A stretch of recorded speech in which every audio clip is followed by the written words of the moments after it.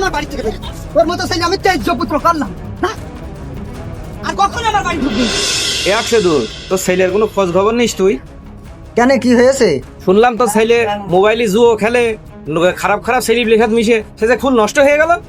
কি বলিস তুই? তুই একটু শাসন টাসন করতে পারিস না? আচ্ছা, আমি বিষয়টা দেখছি। আর বন্ধু, তুই ভালো করে খোঁজ খবর নিয়ে আমার একটু জানাস তো। আচ্ছা ঠিক আছে, যা, আমি খোঁজ খবর নেবো নি। বস, আমি আসছি। যা। কি হে বাবা, মাথায় হাত দিয়ে বসে আছো যে? আর খোকা বলিস নে, মাঠে যে ধানের জমি বন্ধক দিয়া ছিল, ওই জমি বলেছে 7 দিনের ভিতরে যদি টাকা না ফেরত দেওয়া হয় তাহলে ওই জমি ওদের নামে লিখে দিতে হবে। আব্বা, তুমি টেনশন করা লাগবে না। তুমি টেনশন করছো কি জন্য?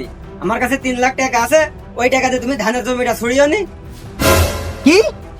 কত টাকা তুই কোনে পালি?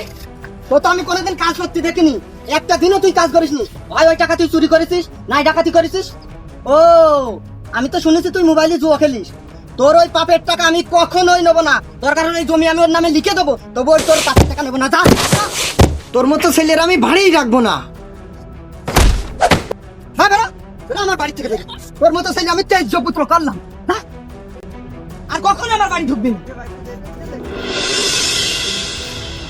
বন্ধু, তোরই তো খুঁজছি আমি। হ্যালো, তুই যে তোর ছেলের বিষয়ে আমার খোঁজ খবর নিতে বললে, তা আমি তো খোঁজ খবর নিলাম, বুঝছিস? তোর ছেলে তো জুয়ো খেলে না, তোর ছেলের সাথে যারা ঘরে ওই তারা জুয়ো খেলে। হ্যাঁ, কি বলিস?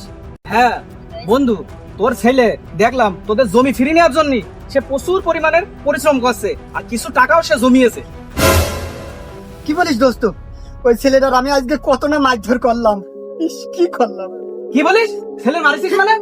থাক বন্ধু, আমার ছেলেটা কোথায় গেলাম দেখে আসি। সব সন্তান খারাপ হয় না, কিছু সন্তান বাপের পাশে দাঁড়ানোর জন্য চেষ্টা করে। তাই কারো কথায় কান না দিয়ে ভালোভাবে জেনে শুনে তারপরে পদক্ষেপ নিন।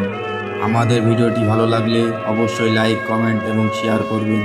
ধন্যবাদ সবাইকে।